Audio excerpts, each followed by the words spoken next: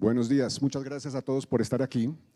Para mí es un placer, quiero agradecer a Socajas, a Adriana, a Confama, a David, a todos ustedes por estar aquí, por este privilegio, el privilegio de estar aquí hablando con Irene Vallejo enfrente de ustedes.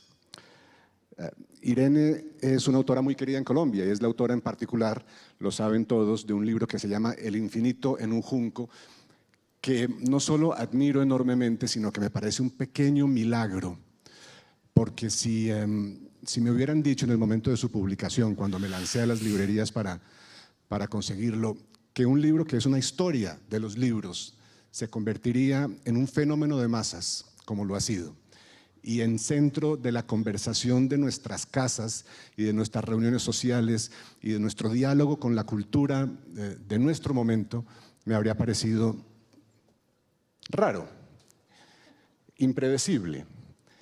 Y eso es lo que ha sucedido con este libro. Vamos a hablar de eso un poco, pero yo quiero comenzar, Irene, proponiéndote hablar de la relación del libro, de la literatura con la democracia.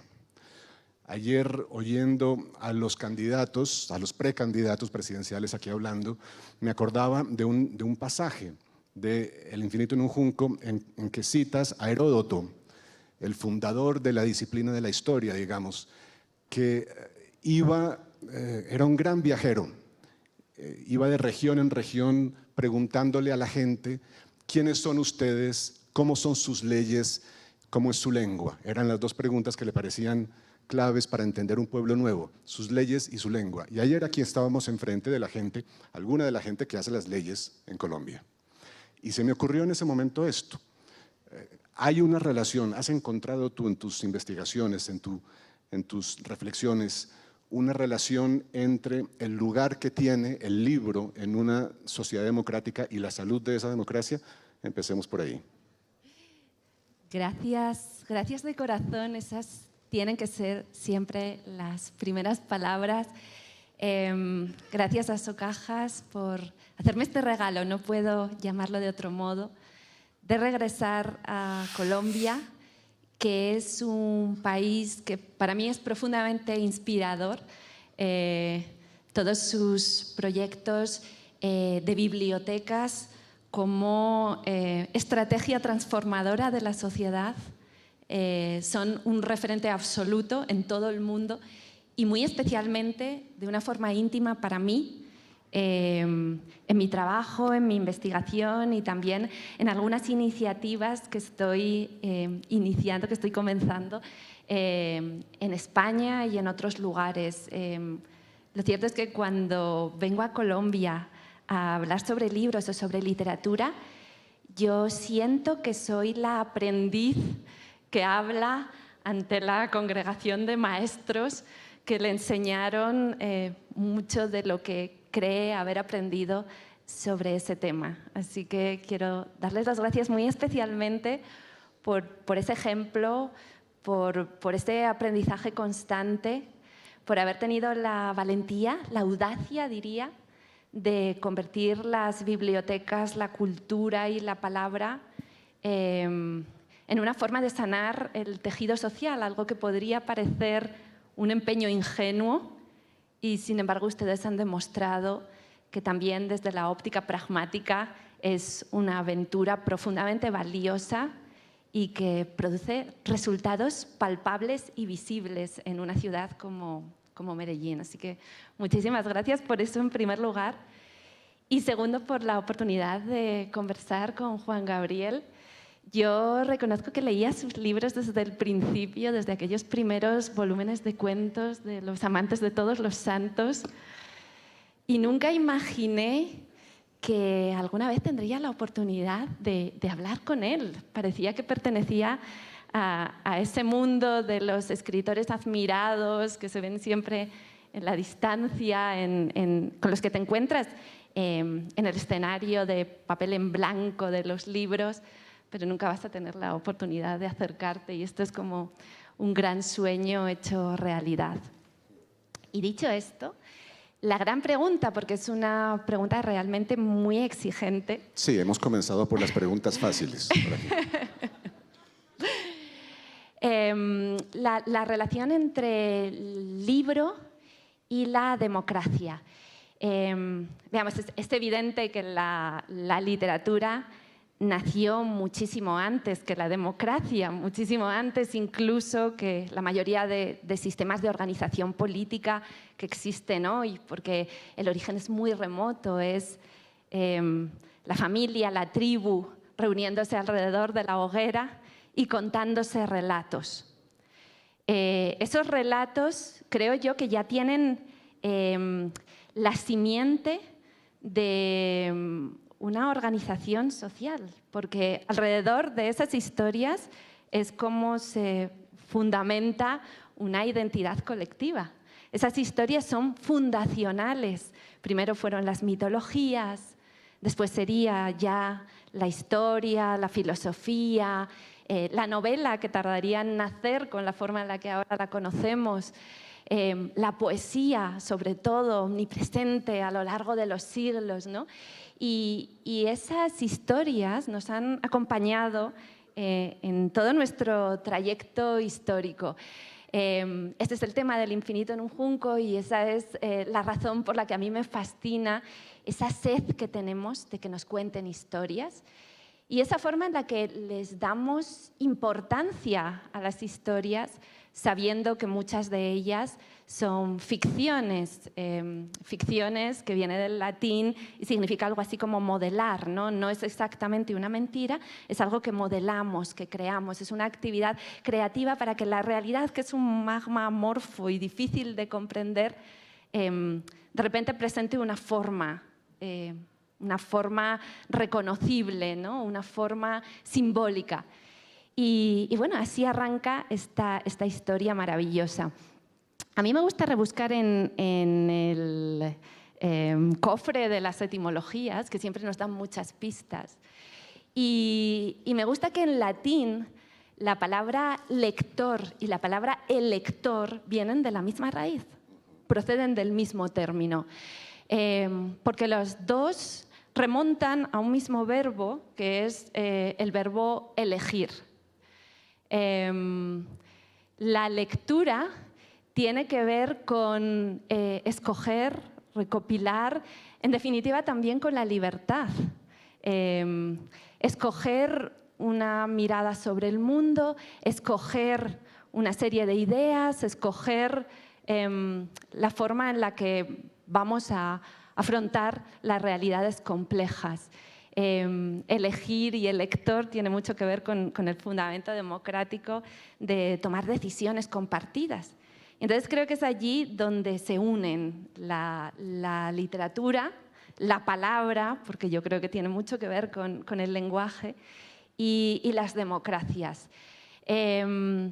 Yo siempre he sido una gran defensora del papel de las humanidades y de la literatura en las democracias, en un momento en el que están muy criticadas, denostadas y despreciadas estas humanidades. Parece que no fueran saberes útiles y que no tuvieran ninguna plasmación concreta en nuestra acción cotidiana, cuando la ética, el pensamiento, la historia, la reflexión sobre el pasado que nos habilita para imaginar el futuro, todo eso es absolutamente esencial para la vida cotidiana, para el diario ejercicio de resolver nuestros problemas, nuestras dificultades y nuestros dilemas.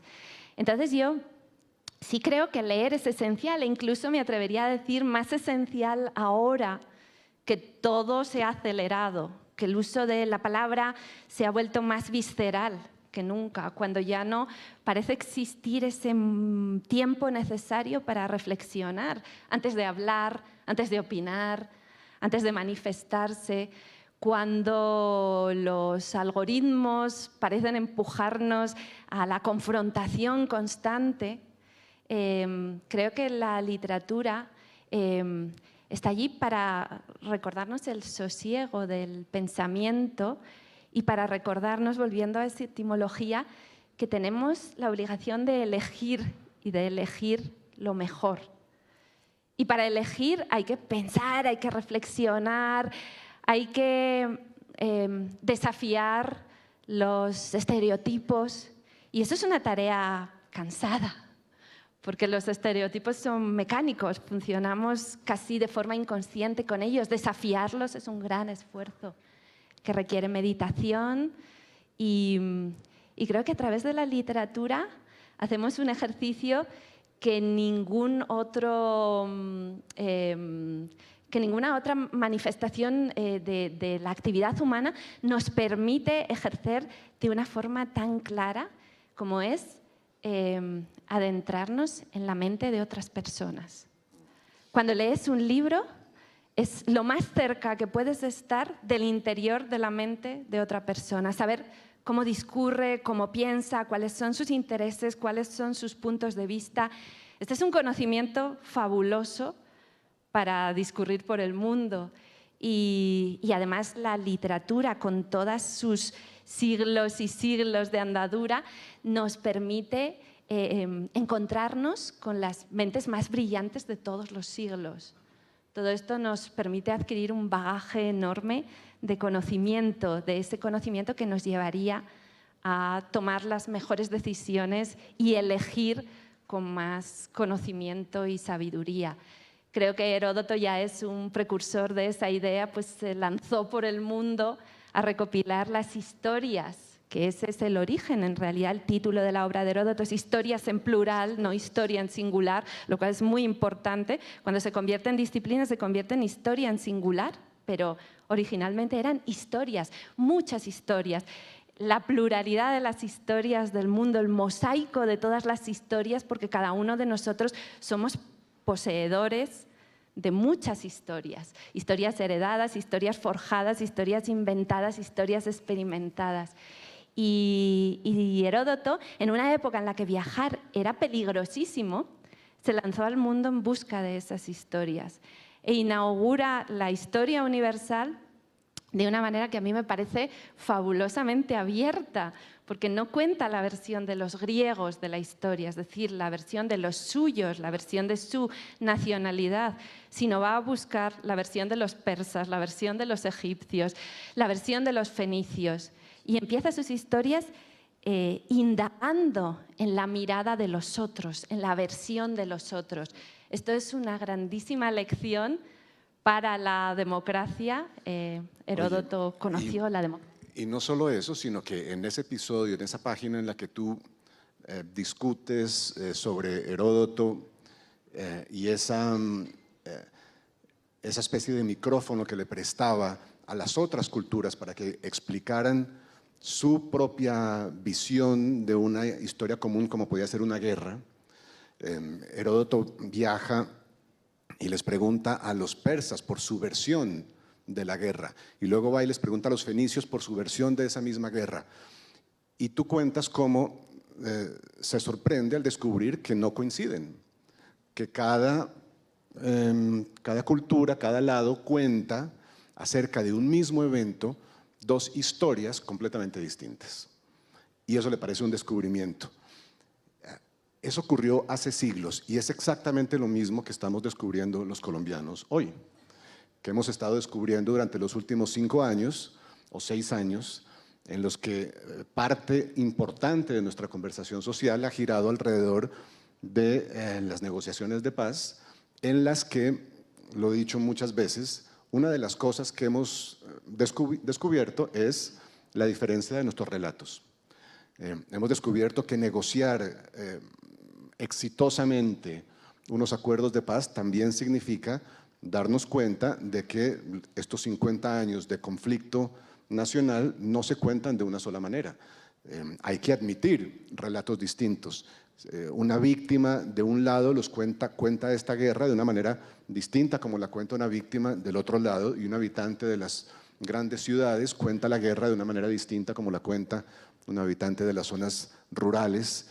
Y esa especie de gran revelación que constituye abrir un espacio para que existan toda nuestra historia, todas nuestras historias, ya sorprendía a Heródoto y de alguna manera nos sigue sorprendiendo. No conseguimos liberarnos de esa tendencia extraña que tenemos los seres humanos a privilegiar nuestro relato, nuestra narrativa, como se dice ahora, por encima de las de los demás. Y Heródoto y otros, ¿verdad? Eurípides y Esquilo, tienen esta terquedad, eso lo cuenta Irene muy bien en ese libro, la terquedad de ir a buscar la visión o el relato del enemigo, ¿no? Cuenta un poco cómo ocurre esto en los dramas de Esquilo, de Eurípides, que tú citas ahí, que son anécdotas maravillosas. La realidad es que el teatro en el mundo antiguo no era solamente un entretenimiento, una forma de disfrutar del ocio, era el espacio del debate público, donde se confrontaban los grandes conflictos que estaba viviendo la sociedad democrática ateniense en ese momento. Y aunque ahora nos parezca que escenifican grandes historias de la tradición mítica, detrás de cada una de esas historias hay un gran debate social del momento. Un debate sobre la justicia, un debate sobre el orden social, sobre la libertad, sobre el castigo, sobre el perdón, sobre la crueldad, sobre la guerra. Y todas ellas eran cuestiones palpitantes del momento que se estaba viviendo. Y yo creo que eso es también una representación, ¿no? Un símbolo de cómo la literatura es un espacio en el que se pueden expresar todos esos conflictos lacerantes de una forma no agresiva. Y cómo se puede intentar descubrir la verdad o las verdades o los argumentos o las razones de todas las partes. Esto es lo que construye el drama, porque al final el drama, para que exista en esa tensión profunda, tiene que reconocer los motivos y las razones de ambas partes o de todas las partes en conflicto. Una tragedia que a mí me impresiona especialmente es la de las Troyanas, de Eurípides. Es una tragedia que habla sobre la guerra de Troya, pero que se escenifica en un momento en el que Atenas está inmersa en otra guerra, en la guerra del Peloponeso, y todo el mundo está entendiendo que se habla de la guerra del presente a través de la guerra del pasado. ¿Qué sucede? Que no es en absoluto complaciente esa tragedia. Es una tragedia en la que los griegos son representados como vencedores crueles y arrogantes que infligen un dolor enorme a las mujeres troyanas que representan el bando vencido, ¿no? Las derrotadas. Y es realmente asombroso cómo un escritor del siglo V antes de Cristo toma partido por las mujeres frente a los hombres, por los extranjeros frente a los nacionales, por los esclavos, porque esas mujeres son esclavizadas, respecto a los amos, y cómo manifiesta valerosamente una exigencia de humanidad hacia el derrotado, ¿no? Y les da la voz a ellas para que hablen y cuenten su agravio, su dolor, su pena, y para que veamos cómo la crueldad con el vencido engendra un nuevo odio que será el motivo de nuevos conflictos y de nuevas violencias, ¿no? Esa especie de espiral que no termina nunca de romperse. Y yo creo que hay bueno, tú has empezado mencionándome a mi querido Heródoto. A mí me gustaría nombrarte a tu amado Conrad, que creo que también muchos siglos después tendría a su manera esa misma epifanía, ¿no? De verse en distintos bandos de todos los conflictos contemporáneos, hijo de revolucionario, pero al mismo tiempo contrario a todos los fanatismos. Una de las personas que presentó un testimonio más dramático y conmovedor contra los colonialismos, un extranjero adoptando una lengua que no es la suya, alguien ¿no? que siempre escribe desde una especie de perplejidad moral que habla de esos claroscuros que ahora consideramos ¿no? el rasgo definitorio de la modernidad, y que él lo descubre, o al menos le da esa primera manifestación. Yo creo que leer a Conrad también es una experiencia, ¿no?, que nos fortalece como ciudadanos democráticos. ¿Qué piensas? Sí, para mí Conrad fue terriblemente importante. Descubrí la obra de este escritor, Joseph Conrad. Es un escritor nacido en Polonia, en una familia de aristócratas, que se vuelve marinero cuando pierde a sus padres, va un poco a la deriva en una vida desorientada y se hace marinero, un jovencito que no había visto el mar hasta la adolescencia, se hace marinero de una marina francesa y con 19 años hace un viaje por el Caribe porque esta familia, los empresarios franceses, traen un cargamento de fusiles de contrabando a Colombia para que los conservadores traten de echar abajo el gobierno liberal que no les gusta. Y Conrad es parte de ese equipo con 19 años que trae, yo creo que sin saberlo mucho, una carga de fusiles. Entonces visita Colombia. Es apenas una de las rarezas de su vida de aventurero y de viajero. Pero para mí fue importante porque descubrí sus novelas, en particular una que se llama El corazón de las tinieblas, que luego tuve el placer de traducir, es uno de los grandes retos que he asumido, y se publicó aquí en Medellín en la editorial Angosta, de Héctor Abad Faciolince. Se publicó esta pequeña edición de una novela maravillosa que les recomiendo a todos, que se llama El corazón de las tinieblas. Y la razón por la que esta novela se volvió tan importante para mí es porque la descubrí en un momento en que yo me sentía profundamente desorientado con mi oficio de novelista. Había crecido con una idea de la novela según la cual uno debe escribir sobre lo que sabe. Un novelista escribe sobre lo que sabe y lo que conoce y lo que domina. Y yo sentía que mi gran obsesión era mi país, la historia de mi país, que está llena de preguntas sin respuestas, de medias verdades, de misterios, de secretos. Yo había crecido por razones familiares con varios de esos secretos, rodeado de historias sobre el 9 de abril del 48 en particular, y sentía que no tenía derecho a escribir sobre nada de eso porque no entendía esos episodios, porque me parecían oscuros y misteriosos y llenos de secretos, y además porque objetivamente están llenos de secretos. Todavía no sabemos la verdad completa sobre el asesinato de Jorge Eliezer Gaitán el 9 de abril del 48. Yo sentía que el desconocimiento, la falta de claridad total era una prohibición de escribir sobre estos temas que me obsesionaban. Y Conrad me reveló lo contrario.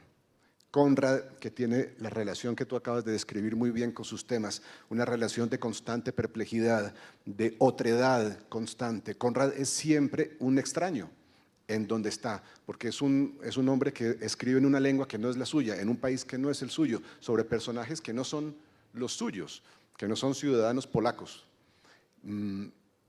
Y él me descubrió que eso no es un obstáculo, sino más bien es un aliciente, porque escribimos ficción en particular sobre lo que no sabemos, escribimos para iluminar, escribimos a partir de la duda, de la certidumbre. Esa es la gran diferencia entre el columnista de prensa, que yo soy un día a la semana, y el novelista, que soy los demás días.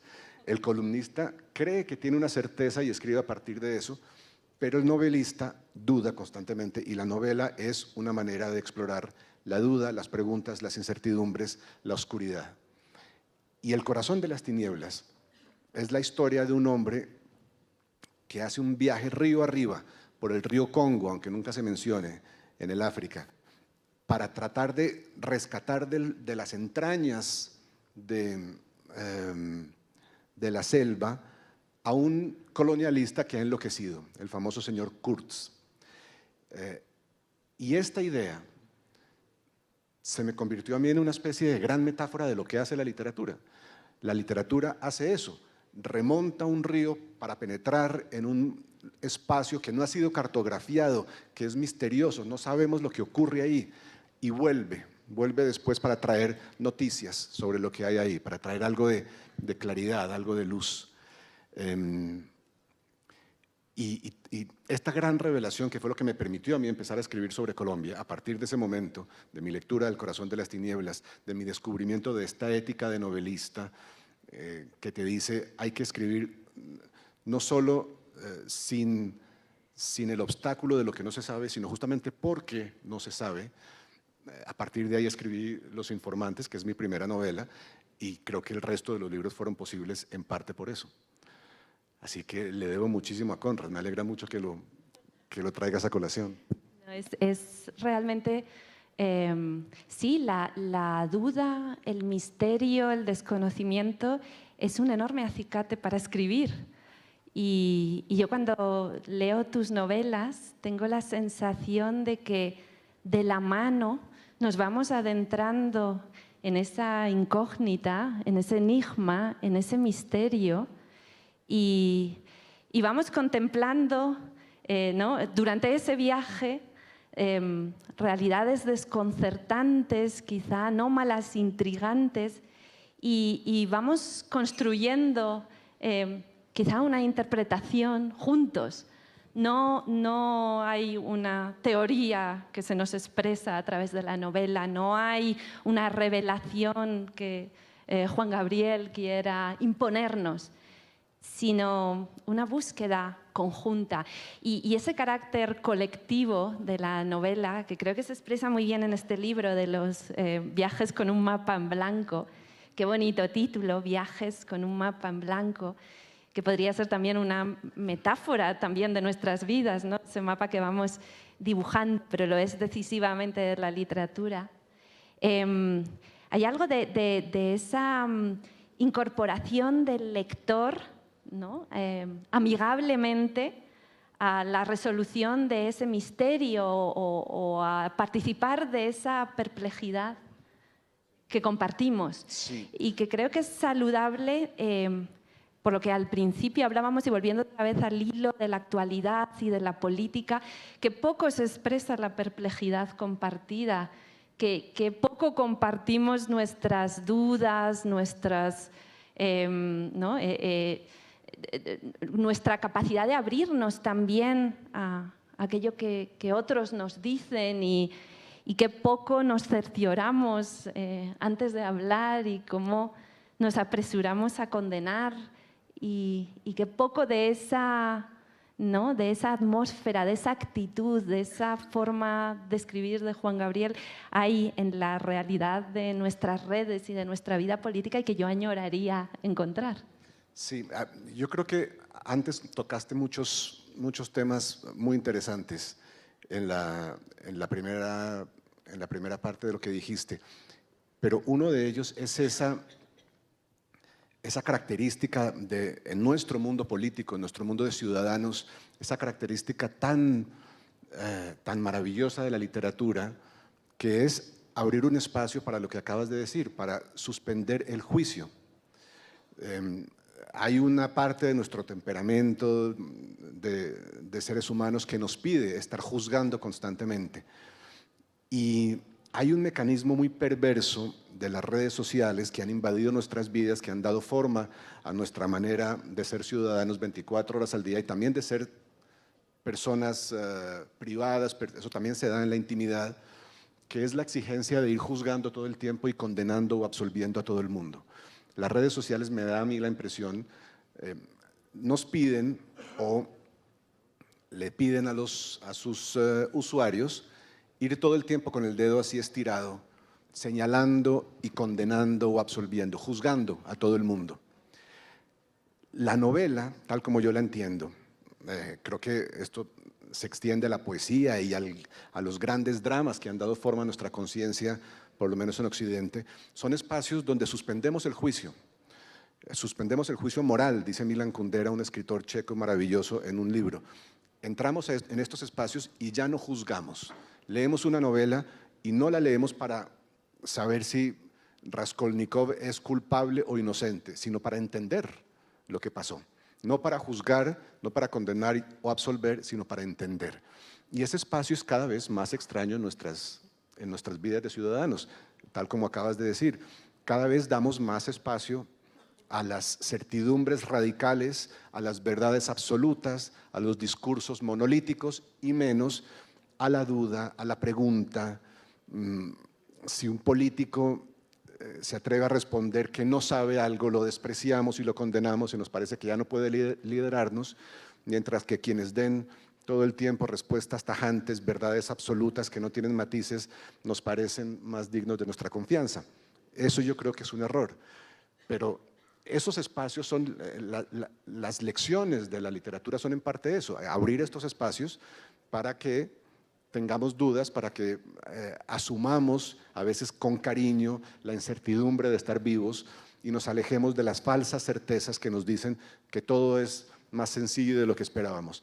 La literatura nos convence de que todo es más complejo de lo que esperábamos. Y creo que es útil porque la democracia es esencialmente compleja. Si es algo, es compleja.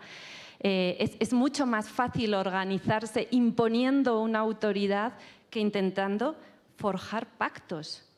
Forjar pactos, llegar a gobernarnos a través de acuerdos, yo creo que es una de las decisiones más maduras, difíciles y arriesgadas que ha tomado la humanidad. Y me gusta mucho además que la palabra parlamento tenga la misma raíz parlanchina de la conversación, ¿no? El parlamento es una conversación. Y la sociedad es una conversación, y la democracia es una conversación. Y para esa conversación nos adiestramos en los libros, como decía Quintiliano, un maestro romano de retórica, los libros hacen los labios. Es decir, que aprendemos a hablar leyendo, leyendo a otros, aprendemos el razonamiento, la lógica que decía Aristóteles, aprendemos las palabras, las inflexiones, aprendemos a seducir, a enamorar, a sentir a través del lenguaje. Y hay que cuidar la salud de esa conversación. Eso es absolutamente vital. Y somos ya a estas alturas conscientes de que las redes sociales no nos están ayudando a cuidar esa conversación, a mimarla, a acariciarla. Porque son muy importantes también las actitudes, la actitud de posible escucha o de cierre absoluto ante quien nos habla. Y por eso creo que la literatura sí que tiene un papel en nuestra vida cotidiana. Hay un párrafo que he extraído de este libro de los viajes con un mapa en blanco que me pareció una bellísima reflexión sobre qué han hecho las novelas por nosotros, ¿no? Diríamos, parafraseando la famosa película de la vida de Brian, ¿qué han hecho las novelas por nosotros? Dice Juan Gabriel, al enseñarles a sentir curiosidad por los otros, al adiestrarlos en el intento por comprender las verdades distintas de la suya propia, la novela abrió un espacio nuevo en las vidas de sus primeros lectores, en sus vidas íntimas, pero también en sus vidas de ciudadanos. Las realidades de la ficción, qué hermosa frase, las realidades de la ficción nos interrogan. Y me gusta relacionar esta frase y esta reflexión con una ensayista estadounidense, Martha Nussbaum, que habla sobre las humanidades en el mundo contemporáneo. Tiene algunos libros maravillosos, especialmente uno que se llama Sin ánimo de lucro, donde analiza el lugar de las humanidades en la educación y en las sociedades contemporáneas. Y ella dice, su teoría muy resumida, es que hace falta una educación que propicie la salud de las democracias actuales, incorporando materias humanísticas y experiencias artísticas que estimulen, como ella dice, la capacidad de desarrollar un pensamiento crítico, la capacidad de trascender las lealtades nacionales y de afrontar los problemas internacionales como ciudadanos del mundo. Y por último, la capacidad de imaginar con compasión las dificultades del prójimo. Esto es esencial. Antes en algún momento hablabas de todo lo que uno puede saber de la vida íntima de otro, leyendo novelas. Nuestro contacto con la literatura para mí tiene efectivamente un aspecto ciudadano, pero también tiene un aspecto privado. Y ahí es donde ocurren muchas de las de los rasgos problemáticos de la literatura. Una escritora francesa del siglo XIX, Madame de Staël, que era novelista y que había sido expulsada de Francia por Napoleón, en parte por las novelas que escribía, en parte porque era políticamente poderosa y muy crítica del emperador. Y esta mujer decía en algunas reflexiones que escribió durante el exilio que ella entendía por qué la novela despertaba tanta desconfianza a la gente, porque la novela con frecuencia era perseguida y censurada, porque decía, las novelas nos permiten un conocimiento de los otros que debería estar prohibido. Las novelas nos revelan las intimidades de los otros, nos revelan secretos sobre la vida oculta de los otros que solo debería conocer el dueño de esas emociones y Dios, dice ella. Y es verdad, uno de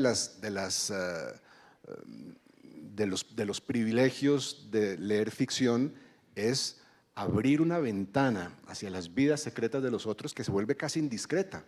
Casi es como si espiáramos la intimidad de alguien más, como si aprendiéramos a leer a los demás en sus secretos, en su vida oculta, y eso es profundamente subversivo.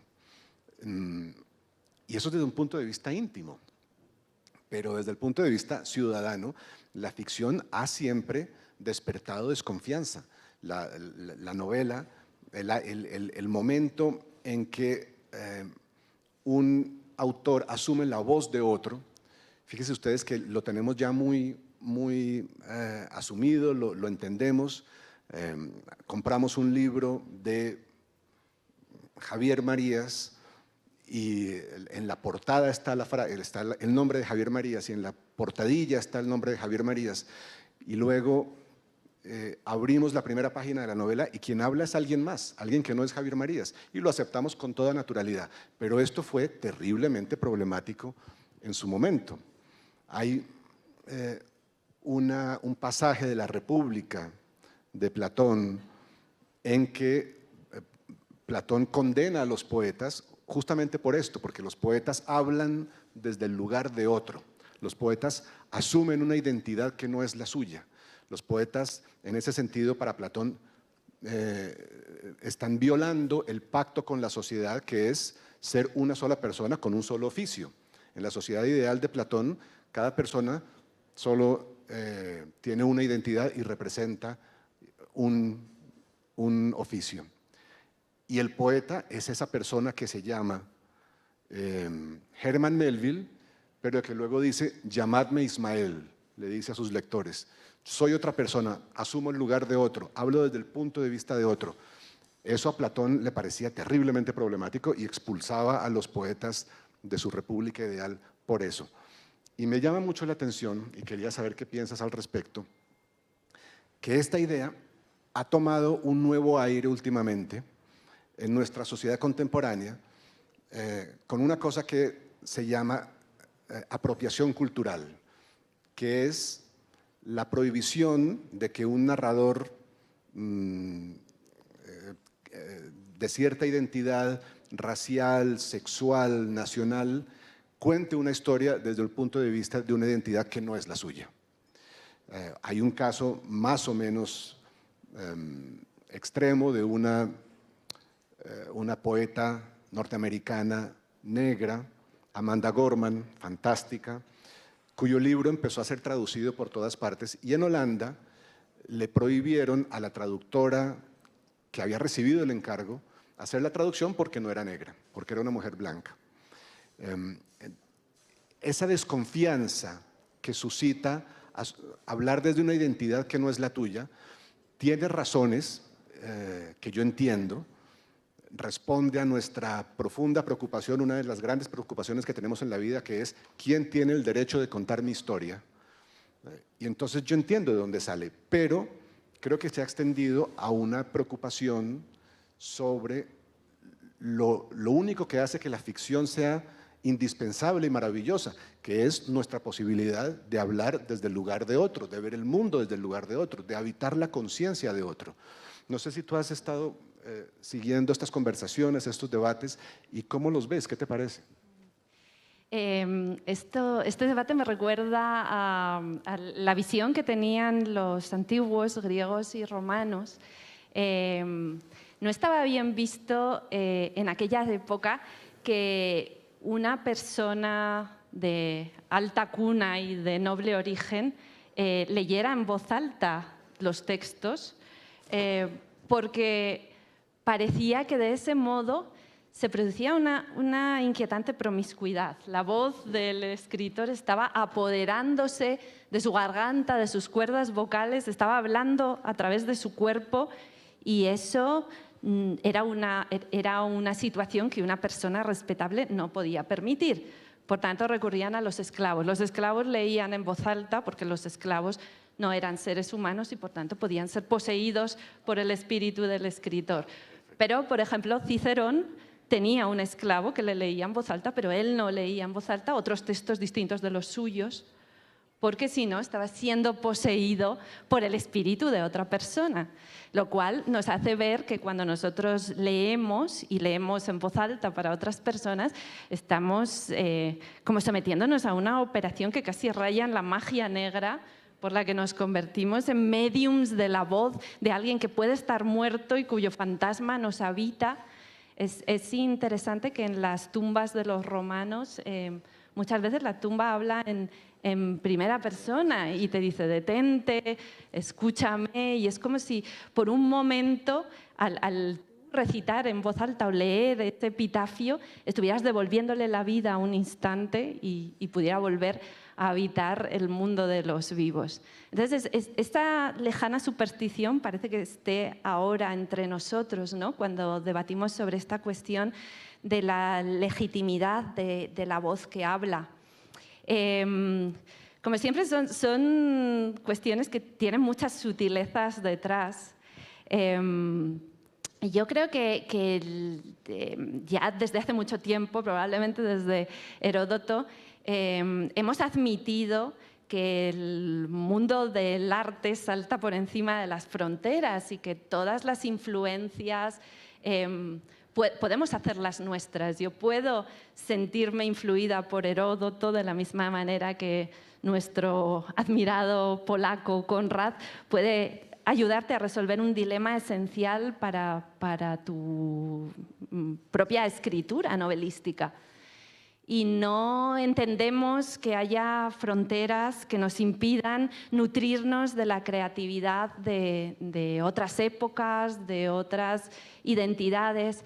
Sí que creo que hay que hacerlo con respeto y con reconocimiento de dónde vienen esas fuentes. Quiero decir, algo que hace un momento estábamos hablando, Cristina Aranda en su intervención anterior, hablaba de la inteligencia artificial y cómo la inteligencia artificial está saqueando los textos sin nunca mencionar de dónde provienen, ¿no? ni reconocer derechos de autor, ni citar entrecomillando, sino apropiándose, y lo que diríamos que hace es plagiar, ¿no? Plagiar autores, plagiar personas.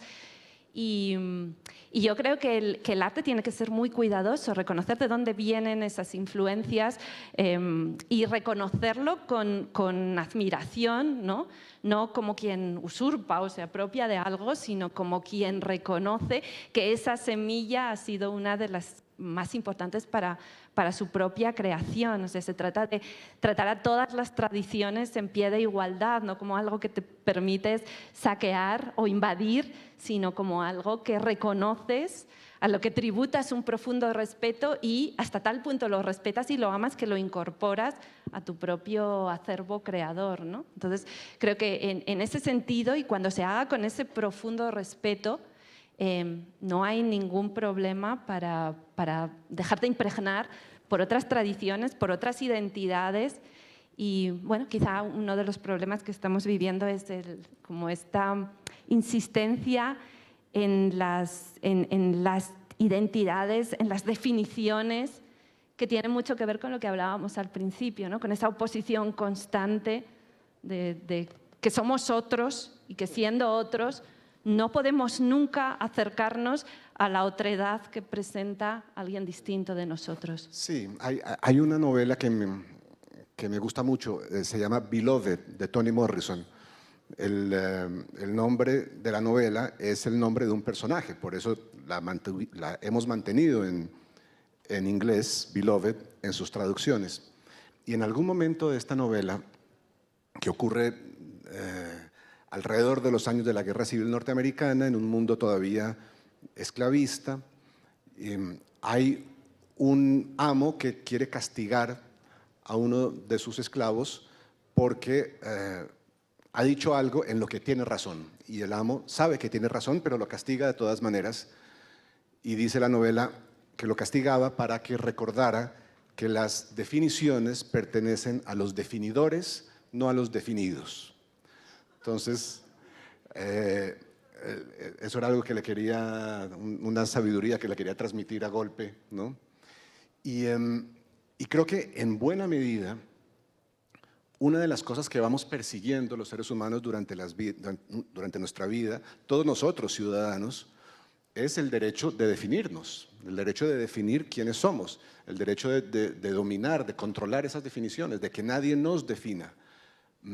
Es muy posible que esa sea una de los efectos benéficos colaterales del contacto con las grandes mentes del pasado que nos han dejado en este artefacto maravilloso que es el libro, nos han dejado su sabiduría, nos han dejado sus respuestas, sus preguntas, sus exploraciones, en general sus palabras que nos permitan definirnos y que nos permitan resistir la definición que otros intentan hacer de nosotros.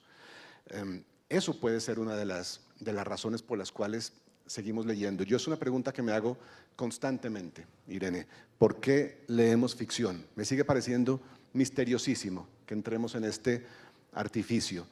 Y he llegado a ciertas conclusiones muy en borrador sobre esta pregunta, conclusiones sobre las razones por las cuales leemos ficción, pero quería saber si tú tienes alguna idea más o menos concreta sobre las razones por las cuales la ficción sigue siendo tan importante para nosotros. A ver, yo creo que es que las ficciones nos definen como seres humanos. Esencialmente, despojados de las ficciones, estaríamos privados en buena medida de nuestra capacidad imaginativa, creativa. Necesitamos esas ficciones porque esas ficciones son los símbolos. Y los símbolos nos permiten proyectarnos y pensar la realidad de otras formas distintas a como la realidad sucede. Me gusta mucho un momento en el que Aristóteles dice que la poesía es más filosófica que la historia, porque la historia se ocupa solo de los hechos como son, mientras que la poesía, que vendría a ser el término que usaban los griegos para la literatura, para la ficción, para lo que no es real, la poesía nos lleva a lo que podría suceder. Y ese es un mundo muchísimo más rico que el mundo real en el que habitamos cotidianamente. Entonces, además de esa realidad en la que tenemos una capacidad de intervención tan pequeña, otra que está abierta al juego, a la transformación, a la hipótesis, al y sí, puntos suspensivos, eso es absolutamente maravilloso y creo que está además en la base de muchas de nuestras mejores invenciones, hallazgos, pero ya no solo tecnológicos, sino incluso sociales, históricos. Muchos de esos sistemas políticos que no existían y que los hemos creado porque alguien se preguntó, ¿y sí? Sí. Por frustración es mi respuesta. Los seres humanos somos esencialmente criaturas frustradas porque nos desespera tener solo una vida, en el sentido de que esta se acaba y no hay otra después, pero además porque nos desespera también tener una vida en el sentido de que estamos encerrados en nuestra identidad, en nuestra perspectiva. No podemos ser otras personas. Y como somos criaturas tan curiosas, tan sedientas de experiencia, queremos vivir más, queremos vivir varias vidas contradictorias al mismo tiempo, y eso no se puede.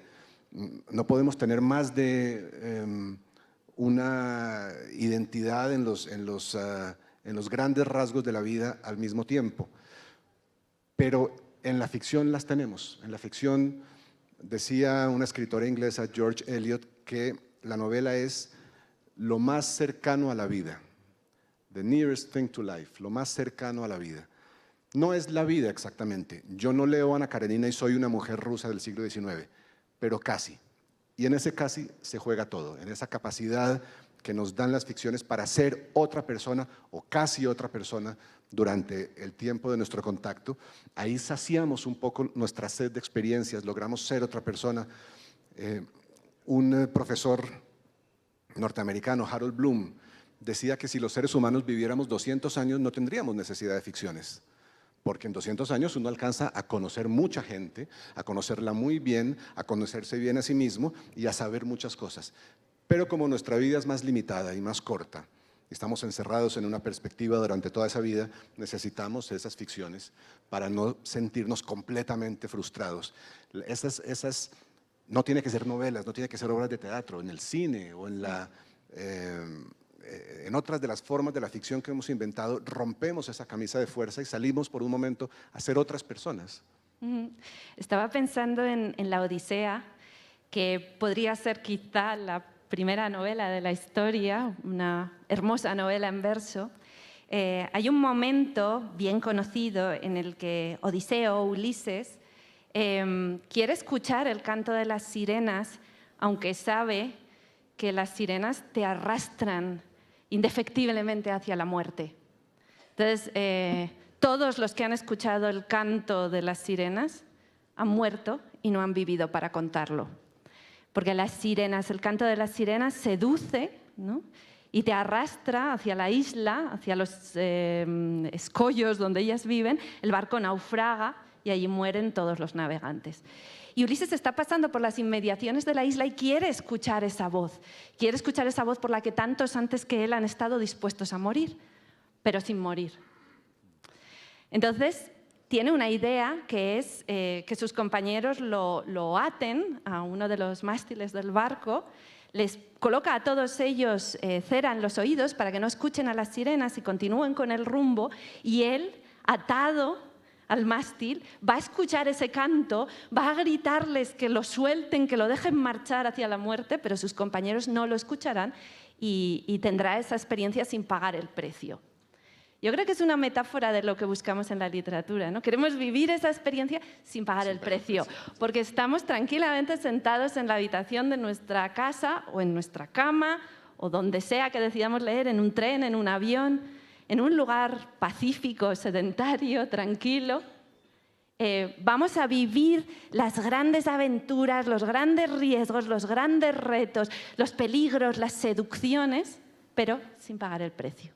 Y creo que eso es, al fin y al cabo, creo que la Odisea es una historia sobre un narrador. Odiseo es un gran narrador que cuenta una historia que nadie nos garantiza que sea verdad, todos los cíclopes, las brujas, las islas.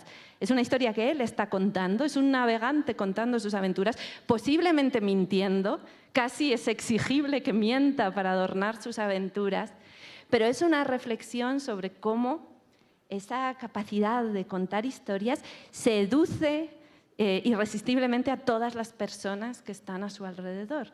Y él es el gran narrador porque es el gran seductor. Y en ese momento concreto de las sirenas creo que está una metáfora decisiva de lo que es nuestro afán por leer, ¿no? Oye, estoy viendo ahí que se nos acaba el tiempo y no hemos dicho una sola vez la palabra futuro, que es alrededor de la cual gira todo esto, y yo quiero que nos vuelvan a invitar. Entonces hay que hablar de eso que nos piden. Y estaba yo pensando, Paul Valéry decía, el futuro carece de imagen. Lo imaginamos con lo que traemos del pasado. Es el pasado lo que nos permite, los relatos que hemos contado sobre el pasado, lo que nos permite construir una visión de futuro. Algo muy parecido lo viví o lo vivimos durante la pandemia. No sé si alguien aquí haya cedido a la tentación a la que cedí yo durante la pandemia, que fue leer los libros de las pandemias pasadas, leer los libros que habían contado momentos similares al que vivíamos con tanta angustia, porque lo que nos marcó a todos durante la pandemia fue la profunda incertidumbre de realmente no saber cómo se lidiaba con esto, no saber qué iba a pasar, no saber qué nos esperaba.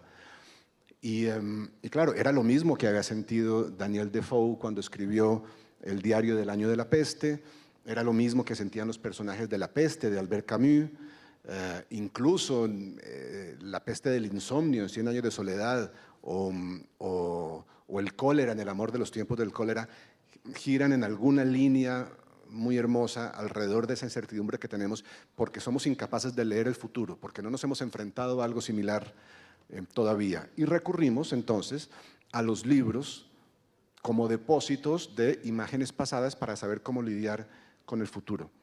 ¿Cómo ves tú este papel de la literatura, de un espacio, un depositario del pasado que nos permite avanzar hacia el futuro y ojalá en el futuro entonces nos vuelvan a invitar a estos espacios?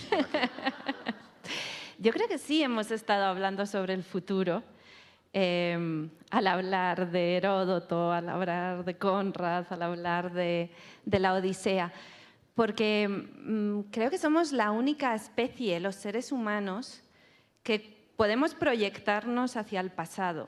Somos los únicos que conocemos nuestra historia, que recogemos nuestros fósiles, que practicamos la arqueología, que nos preocupamos por el pasado de todo lo que sucedió, más allá incluso de la memoria familiar, y nos vamos internando en el pasado hasta llegar a misterios crecientes que empiezan con el Big Bang.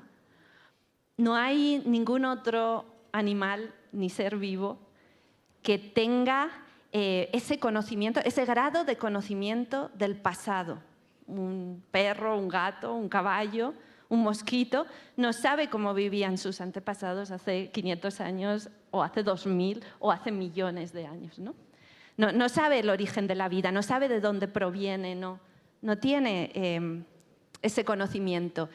Y tampoco se proyectan al futuro, porque yo creo que ambas formas de ensanchar nuestra realidad, la que vivimos, la que vemos, están profundamente conectadas. Y la filósofa Hannah Arendt decía una frase muy bonita: es el futuro el que nos arrastra hacia el pasado, ¿no? Entonces, nuestra posibilidad de predicción se basa en el conjunto de experiencias acumuladas en el pasado. Y para que podamos proyectarnos e imaginar futuros, necesitamos conservar todas esas experiencias pasadas para que nos ayuden a proyectar, a anticipar, a prever problemas, dificultades, ¿no? A colocarnos un pasito antes de que sucedan las cosas e intentar modelarlas, esculpirlas, ¿no? Que esas ficciones, volviendo a la etimología, se acerquen a lo que nosotros soñamos y queremos. Entonces, por eso, y volvería otra vez al principio, son tan importantes las bibliotecas públicas, por eso son tan importantes proyectos como el de los parques de biblioteca, que ayer tuve la ocasión de visitar algunas de ellas aquí en Medellín. Por eso creo que es tan importante que todo ese legado se conserve, los archivos, la memoria, la historia, la literatura, la creatividad del pasado, las ideas, porque con todo ese material es con el que vamos a construir el futuro. Y por eso la custodia y también la apertura de todos esos textos, libros, poemas, obras de historia, ideas, a un público cada vez más amplio, es un proyecto tan revolucionario. Y bueno, y ahí es donde me gustaría volver a lo que ustedes están haciendo aquí en Colombia, con sus bibliotecas, con ¿no? esa voluntad y esa vocación de llevar la literatura, la palabra, la creación, las ideas a todo el mundo, hasta a los barrios que parecerían más inhóspitos, hacia las zonas donde nunca llegaron esos libros, ese conocimiento, esa sabiduría, y abrirlos de par en par con esas maravillosas bibliotecas. Yo creo que si hay una metáfora del futuro, del sueño del futuro, sería la biblioteca pública.